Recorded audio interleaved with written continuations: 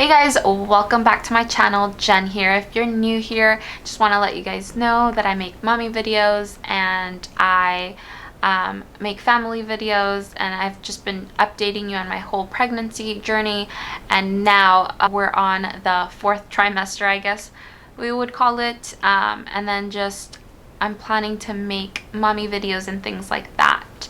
So if you're new here, please make sure to subscribe and give this video a thumbs up. And today I'll be talking about my 3-month postpartum recovery. Now, specifically, I'm going to be talking about a C-section recovery. Now, just to give you guys a little bit of background, or more of like a kind of like a warning kind of deal, everyone's recovery is completely different. I have talked to so many moms from vaginal birth to C-section. They're not always going to be 100% this. So if you're going through recovery, and even if it's a C-section, we might have different experiences. So this is just my own. So let's get started. So as far as my 3-month C-section recovery, or should we say postpartum, we're going to talk about a lot of things in this video: the baby blues, postpartum depression, all of that good stuff. So stay tuned if that's something that you want to hear. But as far as my C-section recovery, it's now been 3 months. It's been about 3.5 months.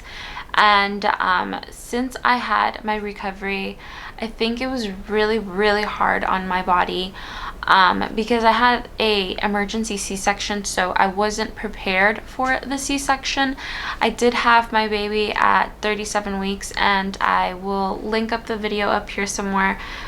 But as far as having my C-section and the recovery, has been very hard. I remember the first day, first of all, I was in so many drugs that they gave me, so many liquids. I ended up swelling up so bad, and I ended up gaining a ton of weight, which was water weight from all the liquids that they were giving me. I was in labor for 36 hours, so you could just imagine how much liquid retention I had in my body. So I was so swollen. I'll try to insert a picture here if I find a picture, but I didn't take many pictures because it was like I was unrecognizable. Like, it didn't even look like me.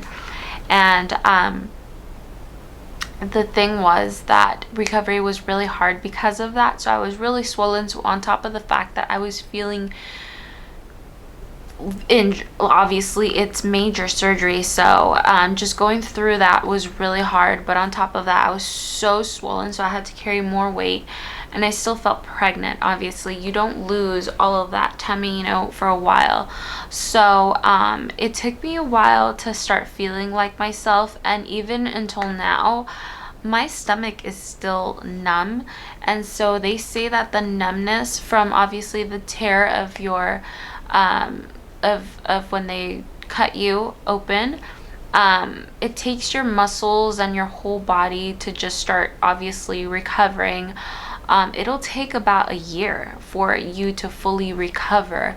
And as I mentioned, my stomach is still numb. I honestly thought that it was the weirdest thing ever. I thought I was going to start feeling better at like my 8-week mark, and I literally thought, okay, well, I'm gonna be able to start working out and all this stuff. And even till now, it's so hard to even get up and use any of my core muscles from my stomach, because obviously my muscles are still healing.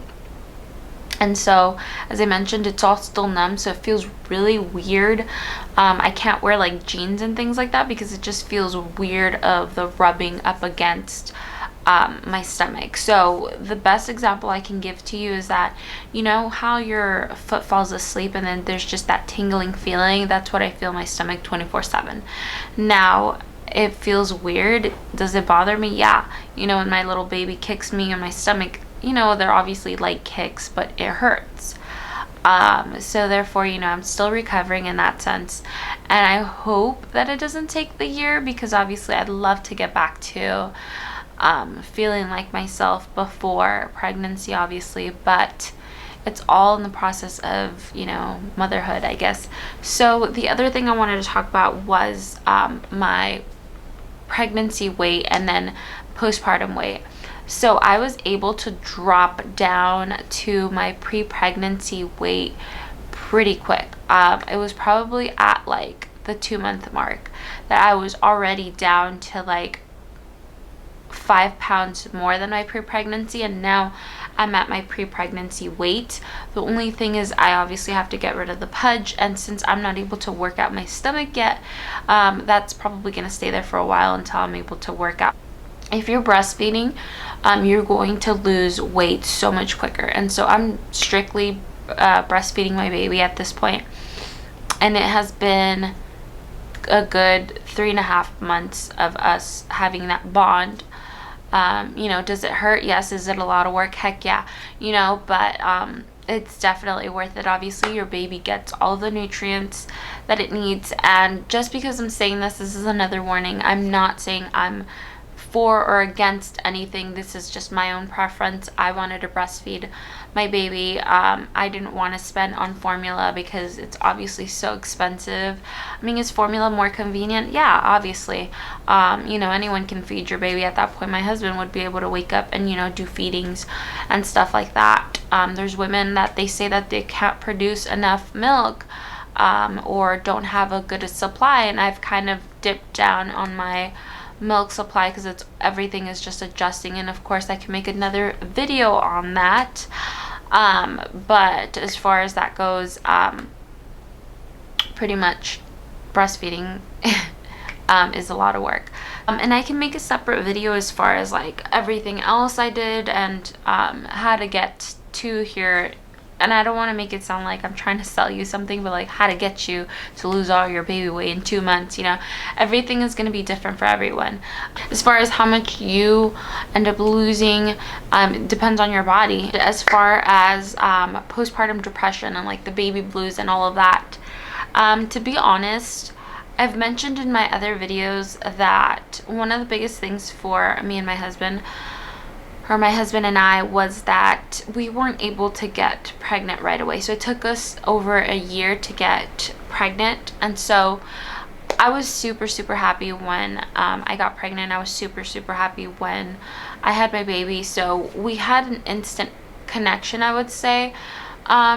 He just, you know, I was so drugged out and he just started latching right away. And just looking back at that, it's just like it made me feel like, you know, I was all he needed. And so I feel like I created that bond with him really quick. So I don't think I had like some people don't have a connection with their baby right away. I felt like I did. And I felt like even before having my baby or being pregnant, I always felt like I was born to be a mom. And so I just always had that like mommy feeling, if you want to say so. Then a few weeks later, I started feeling, I would say, a little bit of postpartum depression because I was recovering and I felt very alone that I was going through a C-section, and all of my friends or all of the moms that I knew that were close to me had all had vaginal births. So I felt very lonely in my recovery phase because I had no one to turn to as far as like asking them how did their recovery go, because a lot of people would just be like, oh, it was easy, and you know, no time within a week they were just already feeling like themselves and things like that. So in that sense, it was really hard for me. I felt and I still do, it's I feel very self-conscious of my body, that you know, I see my body and it's not the same, obviously. I still have my linea negra from my pregnancy. You know, I now have a pudge and I didn't have a pudge before. I now have a C-section scar. So all of these things can bring you down, obviously, from after having a baby, and you're trying to recover and trying to take care of another human being. So you don't have that time to either like mourn the body or the person that you used to be. You just kind of have to go with it. So in that sense, it was a little bit like I was sad about it, and it was really hard to even compare anyone, because you know, they look at my body and they're like, oh, well, you're thin, you have nothing to complain about. But it's like, no, this is not what I was, or this is not who I was before. So I now have to get used to this new person that I now am. So it's kind of hard to just readjust to that when everyone kind of belittles how you feel. it's okay to feel that. And I afterwards actually started feeling a little bit overwhelmed because we were having so many visitors over that I started feeling overwhelmed. I'm an introvert, so I like my time away from people. I like quiet time, and I wanted to just be able to bond with my baby, and I wasn't able to do all of that because on top of it I was recovering. People were coming to see the baby. People wanted to come and help, and I truly appreciated all of that, but I felt so overwhelmed that it was almost making me like very sad, and I started kind of feeling like, I didn't want all of that. So then things sort of started regulating, and then when I started going on a schedule with the baby, it was a little bit hard because when my husband went back to work, literally the first day we had a good day, me and the baby, and then after that it was so hard because the baby would just cry. The baby would not want me to put him down. He wouldn't take naps. So I literally felt like I couldn't have any time to myself. I didn't have time. I felt so sleep deprived, and it was starting to get to me, and especially because it's the winter right now and the sun sets really, really early out here. It's like setting at 4:30. Now it's starting to set a little bit later, but at the time that I was going through this, it was setting at like 4:30, and I would literally like wake up, be in the house the whole day, and then I would just see the sun come up and I would see the sun come down, and that was super depressing. And that could be something that could affect you if you're having a winter baby or a fall baby, because you're going to go through that time that you're most likely not going to go out because you're either still recovering, or it's colder months, so you don't want to be out, or you don't want the baby to be out, or if you're getting the baby vaccinated, you don't want the baby to go out before it's vaccinated, or maybe you're just not in the mood to go out and like receive people or whatever it may be. So during those times, it was really, really hard for me. So I was feeling very lonely, and my husband works 2 jobs, so there was times that he comes home at 7-8 o'clock at night, and so here I've been by myself with the baby from like 6 a.m. until like 8 p.m. at night, and you're new to this, so you're taking care of a human being with no breaks for more than 12 hours. And on top of that, it's not like it ends. So he'd come home at 8 o'clock, and I was able to do a few things. And the baby constantly is waking up 2.5 hours to feed. Now the baby's, going down for 6 hours at a time, and then after that it's every 3 hours to feed. So it's gotten a little bit better now, but at that time it was every 2 to 2.5 hours that I was breastfeeding. So I was so sleep deprived. And I was constantly, obviously, around the clock. You're just doing this, and so it was kind of becoming like a mundane. And I'm sure there's a lot that it just goes up and down as your baby is growing, obviously. So it just felt like a mundane that I'm just repeatedly doing this over and over and over and over again.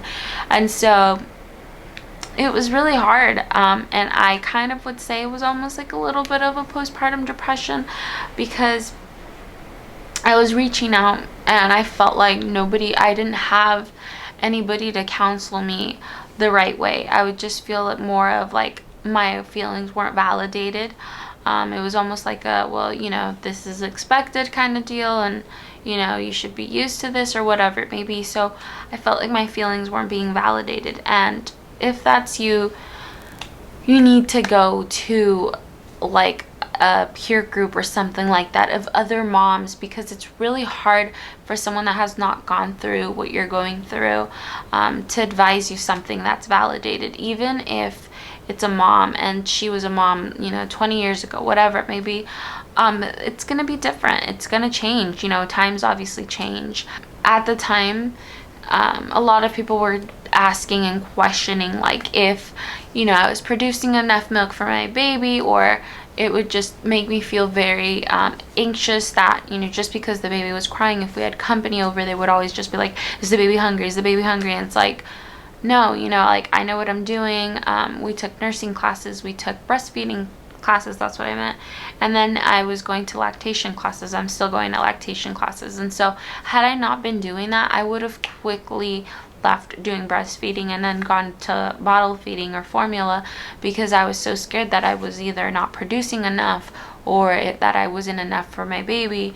And so that's very easy for you to fall into people asking or questioning those kind of things, like, are you making enough? You know, is the baby hungry? Why are you doing this? Why are you doing that? And so it's really hard to have, you know, people just questioning that when you know what's best for your baby. So all of that fell in part or in place with that, you know, baby blues or postpartum depression, whatever you may call it. That I was starting to feel like I was like sinking into a hole, literally. Like I didn't know how to get out of that, out of like my funk that I was feeling, and I was always in a bad mood. You know, I would just cry, and I didn't even know what I was feeling at that point. I never wanted to go address it to my doctors, because in the back of my mind, it's really hard, and it's super brave for those that do go get help. That's one thing that I'm gonna say is seek help if you're feeling this way, because that's the only way you're gonna get better. If you don't seek help, it's just gonna take longer, and then there's times that you're not gonna feel like you can do it on your own. Luckily for me, I'm starting to feel better because I took a different approach to it. I'm the type of person that it's like, you know what, you need to get out of this funk. No one's gonna help you. No one else is gonna do this for you. You need to do it. And so I literally just started feeling that. And so I started going to the park. I go to lactation classes, so I'm able to now go out a little bit more. On a regular basis, I'll probably go out 2 to 3 times a week. And that's enough for me, because again, as I mentioned, since I am an introvert, that's more than enough for me to go out and socialize. And I am developing a routine for my baby, so it's really important for me to be home so that we can try to honor those routines or take place of those routines that my baby already has, that he's kind of done on his own. To be honest, my baby has thrived on a schedule on his own. I kind of just picked up on the pattern that, you know, he was napping every single day at the same time, and this has now been maybe for about 3 weeks now. So I kind of took note of how often he feeds. He's feeding right now every 3 hours, and then how often he naps, and then when he goes down to bed. Now we started that he was going down to bed at 8:30, and then it went down to 8, and then it went to 7:30. So now he's going down at 7:30, and then by the time he's like asleep, it's like 8 o'clock. So it's and then he has like 2 times a week that he takes a bath. Obviously right now he's only 3 months old, he's not getting that dirty, so 2 times a week for us right now is more than enough. And then obviously as he gets older, we'll start picking up on those baths. But yeah, I feel like I'm just all over the place with so much information. But as far as my postpartum recovery and then the baby blues and postpartum depression, that's exactly what I've been feeling now at my 3-month recovery or 3-month postpartum. And I'm sure that there's so much more that we're gonna go through, and I just wanted to update you guys on that. Maybe if you're going through it, or if you're pregnant still, be sure to surround yourself with a support system, that people that care about you, that love you, that validate your feelings, of course. And that's all I have to say today. I just wanted to throw out there that obviously it's like 8:30 at night, and obviously I'm recording as the baby's asleep, so I might be able to do this more often, obviously. So I hope to have more videos up for you guys, much more frequent. Thank you guys so much for watching, and I will see you guys on my next video. Bye.